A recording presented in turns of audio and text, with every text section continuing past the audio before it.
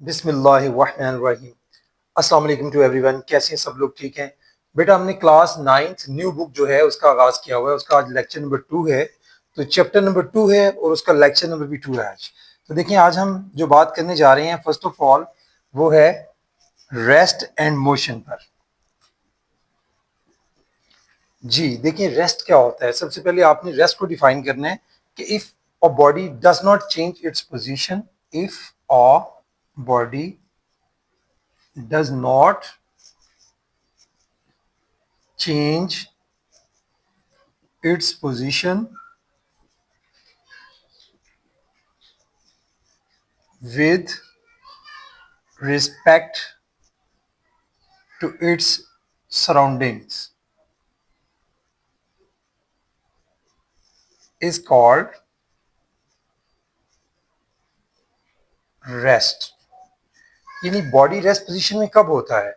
देखें अगर कोई बॉडी है, सपोज ये देखें ये मार्कर है या कोई भी, ये अभी बोर्ड आपको नजर आ रहा है, सपोज कोई भी चीज हो सकती है। अगर वो अपनी पोजीशन को चेंज नहीं करता with the respect of surrounding, surrounding के लिहाज से वो अपनी पोजीशन को मेंटेन रखता है, कायम रखता है, तो वो रेस्ट पर है। जैसे अगर आप खड़े हैं बाहर कहीं, वहां आप किसी बिल्डिंग को देखते हैं तो बिल्डिंग स्टिल रहती है, उसमें कोई मूवमेंट नहीं होती, वो अपनी पोजीशन को चेंज नहीं करती, तो वो रेस्ट पोजीशन में है। ये तो होगी रेस्ट। इसके साथ आगे हम बात करेंगे मोशन की। तो मोशन क्या होती है? देखिए इसी इसमें हमने बात की, body does not change its position, अगर बॉडी अपनी पोजीशन को चेंज कर लेता है with the respect of surroundings, तो वो फिर in the state of motion होता है। मतलब इसी डेफिनेशन को थोड़ा सा आप चेंज करके लिख सकते हैं। If a body change its position with the respect of its surroundings, then body is in motion. देखें आप बाहर खड़े हैं रोड पर, आप एक मोटरसाइकिलिस्ट को देखते हैं, वो आपके लिहाज से मूव कर रहा होता है, यानी सराउंडिंग में आप मौजूद हैं या आप देखते हैं बिल्डिंग्स हैं, कुछ भी, या रोड्स है। वो जो मोटरसाइकिलिस्ट है, कार है, बस है, वो क्या कर रही होती है? अपनी पोजीशन को चेंज कर रही होती है ऑल द टाइम। तो उस वक्त वो बॉडी किस पोजीशन में होगा? वो मोशन में होता है। तो ये तो होगी भाई मोशन और रेस्ट की डेफिनेशंस। इसको थोड़ा सा बुक से भी हम लोग रीड कर लेते हैं ताकि आप लोगों के लिए थोड़ी सी आसानी हो जाए। बुक में, नई बुक में क्या दिया गया है इससे रिलेटेड? देखें जी, when we look around us we see many things like buildings, tree, electric poles, etc., which do not change their position. We say that they are in a state of rest। क्योंकि हम ये सारी चीजें जिसकी मैंने बात की है, जिन्हें हम देखते हैं, बिल्डिंग्स को, ट्रीज को, ये बिल्कुल अपनी जगह पर हमें बिल्कुल वैसे ही सराउंडिंग के लिहाज से अपनी पोजीशन को चेंज करते हुए दिखाई नहीं देते। तो इट्स मीन कि वो रेस्ट पोजीशन में है। तो बुक में जो डेफिनेशन है वो है जी, for body does not change its position with respect to its surrounding, it is said to be at rest. आप ये भी डेफिनेशन लिख सकते हैं, जो मैंने लिखी है वो भी लिख सकते हैं। Suppose a motorcyclist is standing on the road, an observer sees that he is not changing its position with respect to his surroundings, that is a nearby building, tree or a pole, जहां वो खड़ा है वो as it is वही मौजूद है। तो इसका मतलब क्या हुआ? He will say that the motorcyclist is at rest। अब now let us see what does motion mean। So when the motorcycle is driving, the observer will notice that he is continuously changing his position with respect to surrounding। Then the observer will see that the motorcyclist is in motion. अगर motorcyclist को मतलब all the time observer ये देखता है कि वो अपनी position surrounding के लिहाज से बदल रहा है, तो वो फिर किस पोजीशन में है? मोशन में। तो मोशन की क्या डेफिनेशन है बुक में? If a body continuously change its position with respect to its surrounding, it is said to be in motion. आप ये डेफिनेशन भी इसके लिए लिख सकते हैं। तो इसके बाद एक छोटा सा शॉर्ट क्वेश्चन है जो पूछा जाता है, वो मैं आपको लिखवा देता हूँ। वो आपके बुक के लास्ट पैराग्राफ में आंसर दिया गया है, लेकिन क्वेश्चन नहीं है, मैं आपको लिखवा देता हूँ। एक शॉर्ट क्वेश्चन है जो आमतौर पर पूछा जाता है। शॉर्ट क्वेश्चन ये है बेटा कि हाउ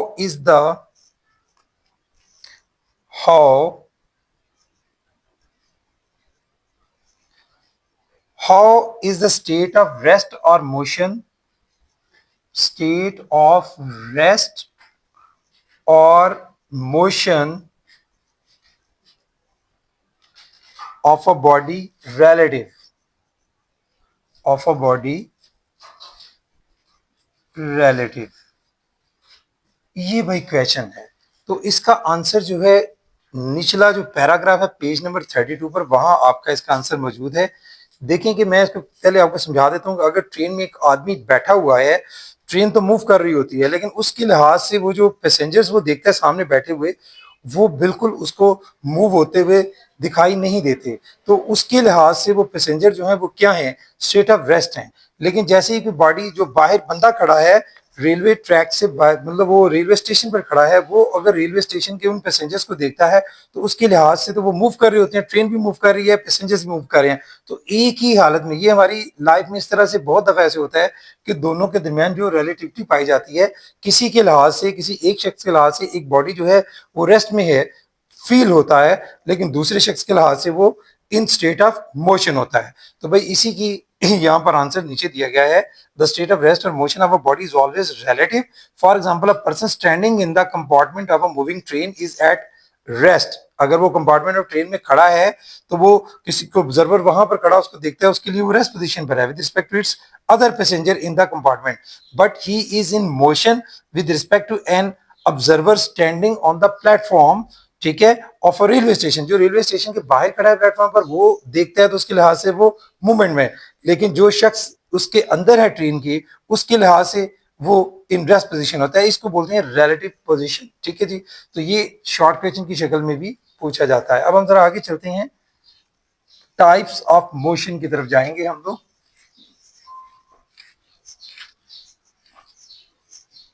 देखें जी, टाइप्स ऑफ मोशन में हम बात करते हैं टाइप्स ऑफ मोशन, हमारा नेक्स्ट टॉपिक है। तो कितनी टाइप्स होती हैं जी मोशन की? बेसिकली इसकी 3 टाइप्स होती हैं। बेसिकली कितनी टाइप्स होती हैं? 3। मतलब इसमें एक ट्रांसलेटरी मोशन होती है, हम बारी बारी डिस्कस करेंगे इनको। एक ट्रांसलेटरी मोशन होती है, दूसरी टाइप जो है हमारे पास जो है वो रोटेटरी मोशन है,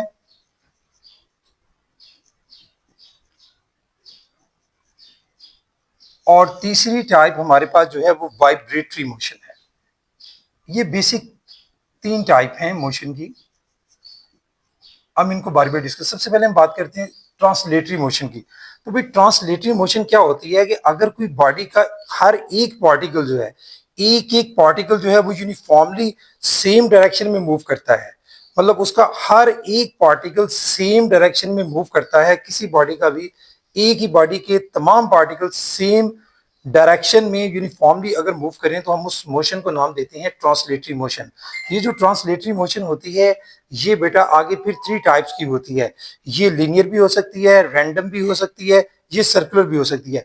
तो पहले हम लोग इसको देख लेते हैं, बुक में भी इसको डिफाइन किया गया है। If the motion of a body is such that every particle of a body moves uniformly, जैसे मैंने आपको बताया कि हर बॉडी इसमें किस तरह मूव करता है, यूनिफॉर्मली मूव करता है इन द सेम डायरेक्शन, तो उसको उसको हम बोलते हैं it is called translatory motion. Example में क्या हो सकता है, जैसे मोशन ऑफ अ ट्रेन है, ट्रांसलेटरी मोशन की एग्जांपल क्या होगी, मोशन ऑफ अ ट्रेन, ठीक है।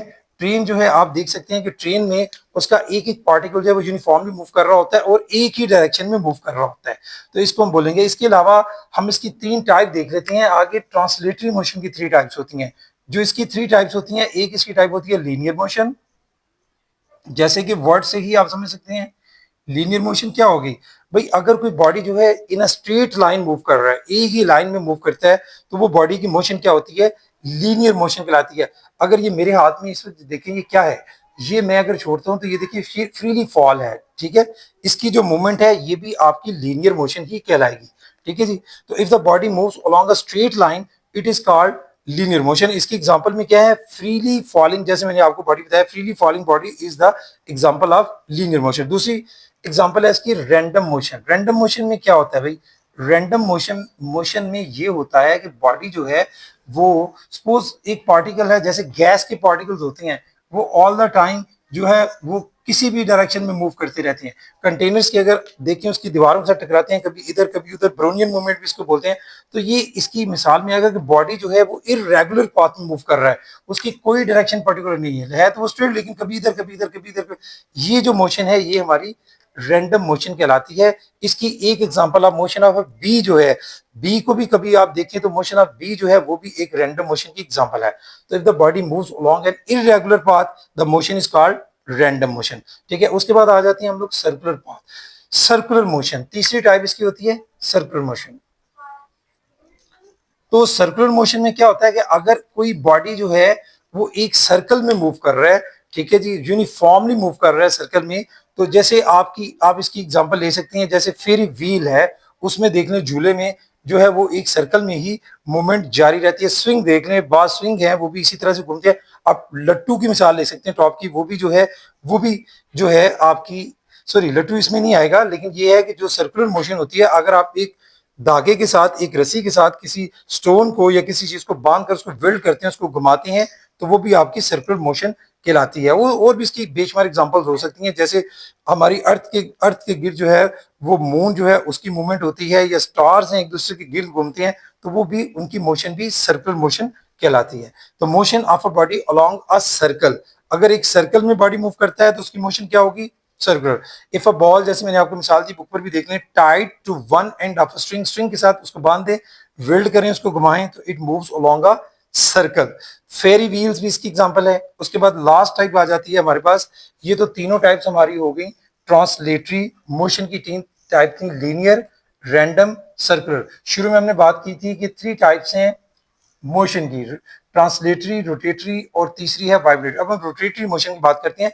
इसमें एक फिक्स पॉइंट के गिर्द, जैसे मैं अभी आपको टॉप बता रहा था, लट्टू जो है वो आपका एक ही, मतलब एक फिक्स पोजीशन के गिर्द वो घूम रहा होता है। इसी तरह से साइकिल का आप देख लें, जो हम लोग साइकिल चलाते हैं तो उसका पैडल घूम रहा होता है, वो भी एक फिक्स पोजीशन के गिर्द घूम रहा होता है। तो जो भी ऐसी, जैसे आपका फैन है, फैन की एग्जांपल भी आप ले सकते हैं, फैन जो है वो भी एक फिक्स पॉइंट के गिर्द जो है उस घूमता है। तो each point of a body moves around a fix point, या उसको एक्सिस भी बोल सकते हैं। तो the motion of this body is called rotatory motion. इसकी एग्जांपल जो है, मोशन ऑफ इलेक्ट्रिक फैन है, the drum of a washing machine, dryer जो होता है उसमें भी कपड़े डालते हैं, वो भी एक एक्सिस के गिर्द घूम रहा होता है। ठीक है, ये एग्जांपल्स किसकी हैं, रोटेटरी मोशन की हैं। जैसे फैन मैंने आपको बताया, ड्रम की भी। ठीक है, उसके बाद आ जाती है वाइब्रेटरी मोशन। वाइब्रेटरी मोशन कहते हैं टू एंड फ्रो या बैक एंड फोर्थ, एक ही मीन पोजीशन के गिर्द, अगर कोई बॉडी, ये मीन पोजीशन है, उसी के गिर्द बॉडी जो है वो कभी पॉइंट ए पर कभी बी पर, ठीक है, इसी के गिर्द घूमता जाता है, तो वो उसकी एग्जांपल होगी वाइब्रेटरी मोशन। इसकी एग्जांपल आपके जो देखें स्विंग्स होते हैं, जो बांध देते हैं बच्चे बैठकर उस पर स्विंग ले रहे होते हैं, वो एक ही मेन पोजीशन होती है, उसी के गिर्द वो कभी आगे कभी पीछे, कभी आगे कभी, तो ये जो मूवमेंट है वाइब्रेटरी मोशन। यानी when a body repeats its to and fro motion about a fixed position, the motion is called vibratory motion। और इसकी एग्जांपल में swing in a children park is vibratory motion है। इसके अलावा आप tuning fork, उसको अगर किसी चीज के साथ टकराएंगे तो वो वाइब्रेट करना शुरू कर देता है। ड्रम के ऊपर, ड्रम होता है उसके ऊपर, अक्सर आपने देखा उसको जब बजाते हैं तो ड्रम का बजना जो है वो भी वाइब्रेटरी मोशन है। सो मेनी एग्जांपल्स हैं वाइब्रेटरी मोशन की। तो ये हमारा टॉपिक था ओवरऑल टाइप्स ऑफ मोशन पर। मैं इसको फिर से थोड़ा सा मतलब कर रहा हूँ, रिकैप कर रहा हूँ कि बेसिक तीन टाइप्स हैं, ट्रांसलेटरी मोशन, रोटेटरी मोशन और तीसरी वाइब्रेटरी मोशन। लेकिन ट्रांसलेटरी मोशन जो है आगे फिर थ्री टाइप्स की है, जिसमें लीनियर मोशन है, जो हमने कहा कि एक ही लाइन में बॉडी की जो स्ट्रेट लाइन में मूवमेंट होती है वो आपकी लीनियर मोशन है। फिर हमने रैंडम मोशन की बात की, बॉडी करता तो मूवमेंट स्ट्रेट है लेकिन वो रैंडमली होती है, वो इरेगुलर पाथ पर मूव कर रहा होता है। फिर हमने सर्कुलर के, एक बॉडी जो है वो यूनिफॉर्मली एक सर्कल में मूव करता जाता है। ठीक है, तो उसके बाद हमने बात की इसकी ट्रांसलेटरी मोशन के बाद सेकंड टाइम थी रोटेटरी। रोटेटरी में एक फिक्स पॉइंट के गिर्द बॉडी मूव करेगा, जैसे मैंने आपको लट्टू की मिसाल दी, आपको फैन की मिसाल दी, तो ठीक है, एक फिक्स पॉइंट के गिर्द। ड्रायर आप मैंने बात की कि वो भी जो ड्रम होता है ड्रायर का, वो भी एक फिक्स पॉइंट के गिर्द घूमता है। साइकिल का पैडल ले लें। इसके बाद थी वाइब्रेटरी मोशन। वाइब्रेटरी मोशन में क्या था, एक मीन पोजीशन के गिर्द बॉडी जो है वो टू एंड फ्रो मोशन में, जैसे सिंगल आपका जो है वो सिंपल पेंडुलम इसकी एग्जांपल होती है। एक स्प्रिंग को अगर आप खींच के छोड़ देते हैं, वो भी इसकी इसी की एग्जांपल है। तो ये सारी वाइब्रेटरी मोशन की एग्जांपल है, जिसमें body to and fro motion करता है। या बैक एंड फोर्थ करता है लेकिन अपनी मीन पोजीशन के इर्द गिर्द। ये तो बेटा थी टाइप्स ऑफ मोशन जिस पर हमने बात की, ठीक है। उसके बाद हम थोड़ा सा आगे चलते हैं इसी चैप्टर के। नेक्स्ट हमारा टॉपिक है डिस्टेंस।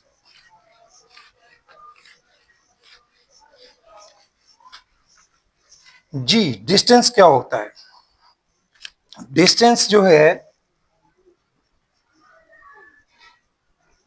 डिस्टेंस को अगर हम डिफाइन करें तो it is the length of actual path of the motion, यानी मोशन का जो एक्चुअल पाथ होता है उसको हम डिस्टेंस बोलते हैं। डिस्टेंस क्या है? डिस्टेंस जो है वो the distance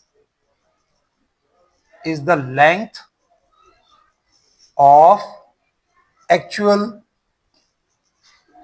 actual path of actual path of the motion, इसको हम बोलते हैं डिस्टेंस।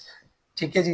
मतलब कोई भी बॉडी है जो हम एक जगह से दूसरी जगह जाता है, जो उसका एक्चुअल पाथ है जिस पर वो मूव कर रहा होता है, चाहे वो पाथ जो है वो सीधा भी हो सकता है, वो कर्वी भी हो सकता है। मतलब एक बंदा यहाँ से, मैं आपको बताता हूँ, यहाँ से अगर वो स्टार्ट करता है पॉइंट ए से, उसने यहाँ पहुंचना है तो उसका डिस्टेंस ये भी हो सकता है, वो इस तरह से भी जा सकता है। वो हो सकता है कि वो फासला उसको इस तरह से तय करना पड़े, ठीक है, वो ऐसे भी पहुंच सकता है।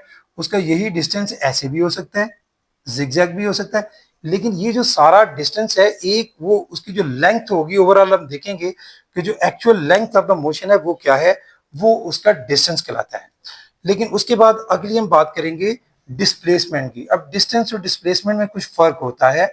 आमतौर पर बाज दफा बच्चे डिस्प्लेसमेंट और डिस्टेंस की बात करते हुए उसमें फर्क नहीं करते। देखें, डिस्टेंस जो है मैंने बताया कि वो सीधा किसी भी डायरेक्शन में हो, मतलब वो जो खास हमारा सिंपली क्या है कि हमने क्या देखना है कि लेंथ ऑफ एक्चुअल पाथ है, जो हमने पाथ जो है वो चला है, जिस पर हमने मूव किया है, जिस पर हम गए, वो एक्चुअल पाथ उसकी लेंथ कितनी है वो उसका डिस्टेंस है। लेकिन डिस्प्लेसमेंट में क्या होता है? डिस्प्लेसमेंट में ये होता है कि अगर मैं यहाँ से इसी पॉइंट ए से, मतलब मुझसे ये कहा जाता है कि आपने भाई ये वेस्ट पोजीशन में मैं खड़ा हूं तो मैंने ईस्ट की तरफ जाना है, पर्टिकुलर इसके लिए डायरेक्शन होती है। पहली बात इसमें क्या इन्वॉल्व होती है?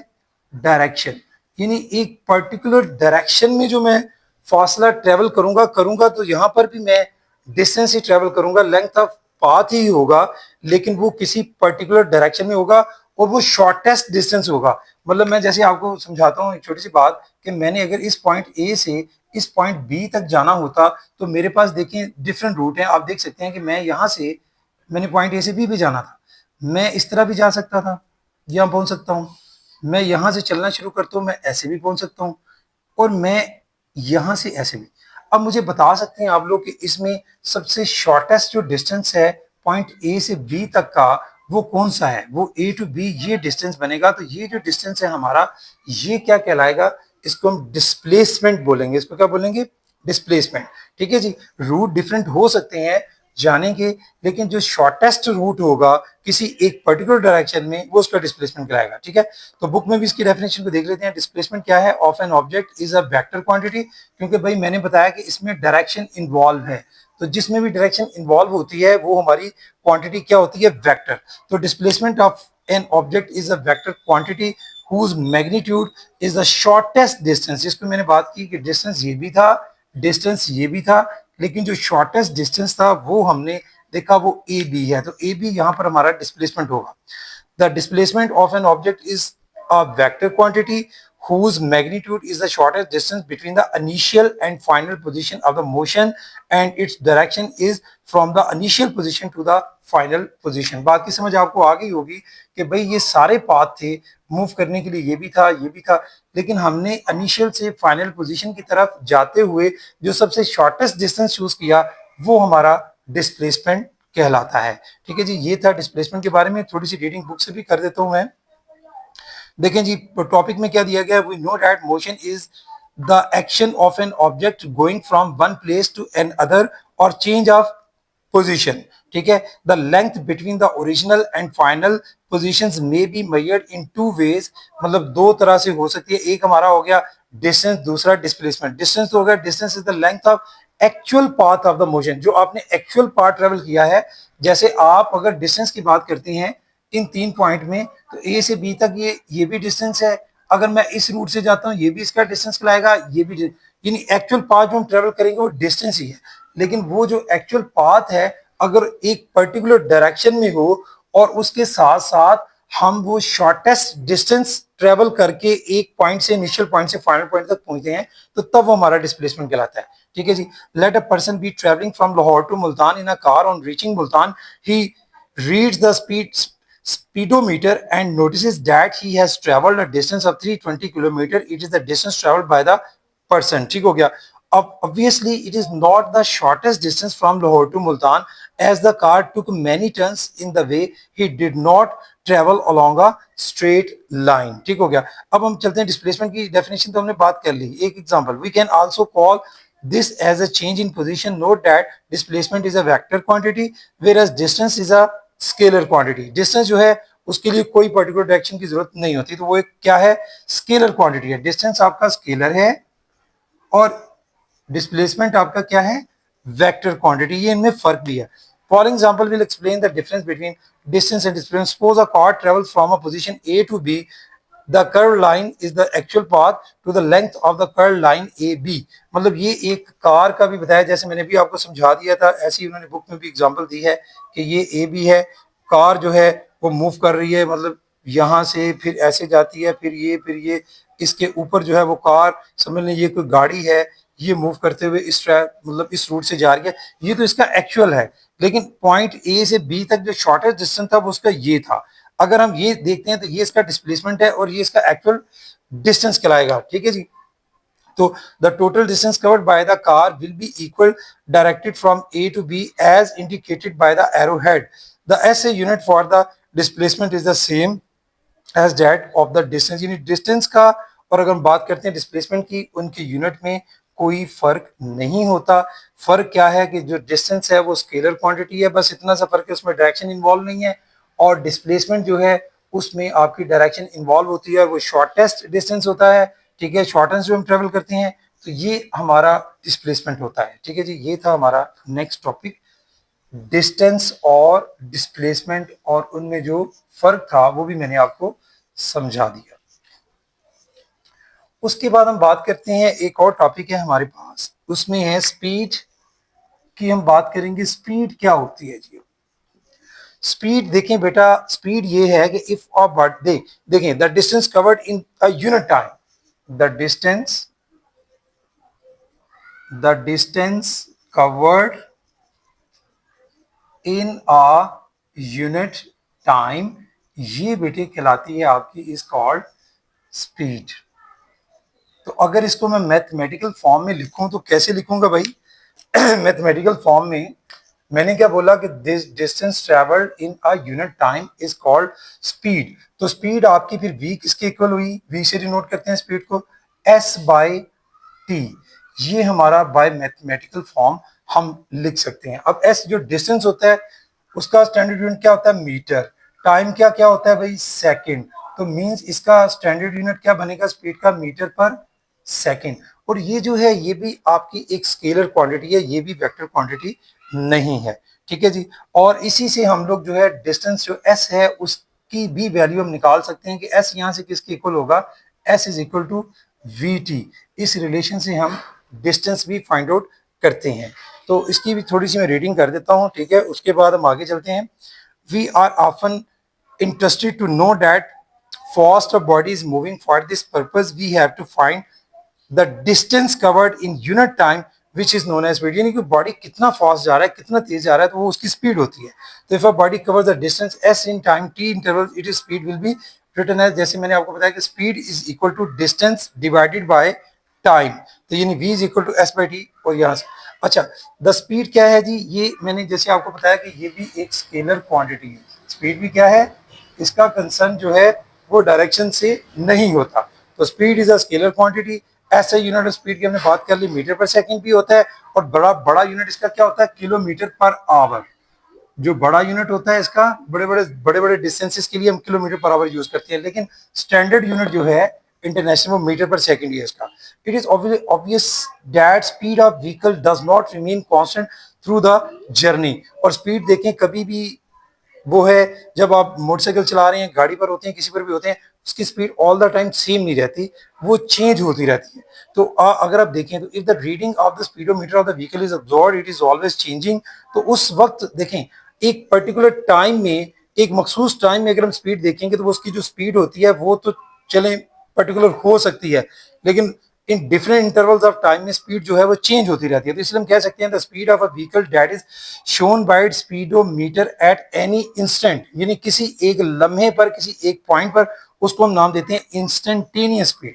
इंस्टेंटेनियस स्पीड, इंस्टेंटेनियस स्पीड कौन सी स्पीड है? जो किसी भी एक पर्टिकुलर इंस्टेंट पर, किस पर?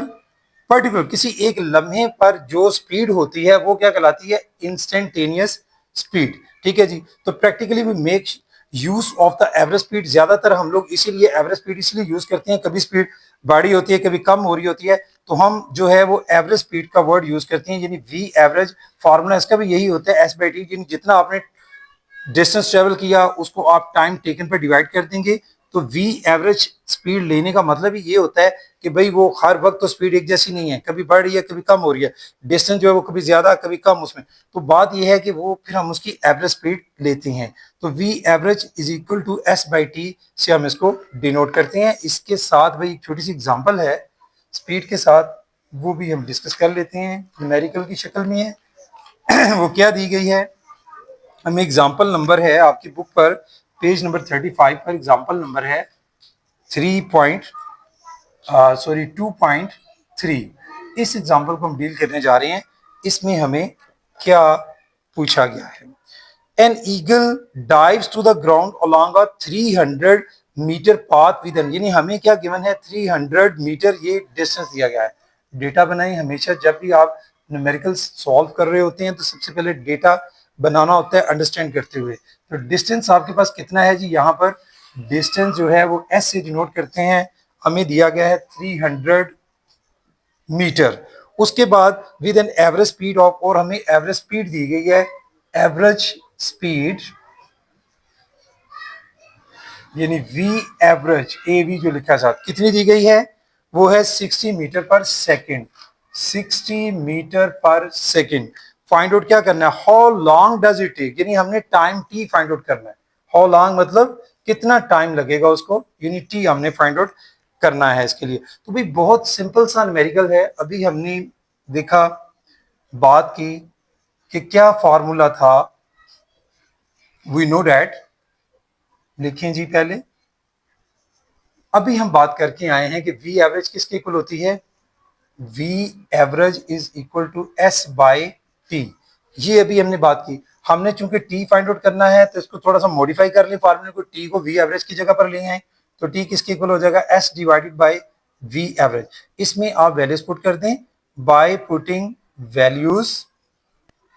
ठीक है जी, बाय पुटिंग वैल्यूज आपके पास टी की वैल्यू क्या आ जाएगी? एस की वैल्यू कितनी है वो पुट करें, 300 metre divided by V average कितना है? 60 metre per second. 60 metre per second. तो आप 300 को कैलकुलेटर की मदद से 60 पे डिवाइड करें और देखें क्या आंसर आता है आपके पास। 300 डिवाइडेड बाय 60, तो भाई आंसर आता है यहाँ पर 5। तो जो 5 है वो हमारे पास यहाँ पर आएगा। और देखें यूनिट इसका किस तरह से आ जाता है, ये देखें, ये मीटर जो है यूनिट का इस मीटर के साथ कैंसिल हो जाता है, पर सेकंड है, इसको ऊपर लेके जाएंगे तो -1 जो है वो +1 हो जाएगी, यानी 5 सेकंड ऑटोमेटिकली यहाँ से यूनिट भी आप इसका निकाल सकते हैं। तो 5 सेकंड जो है टाइम हमारे पास होगा।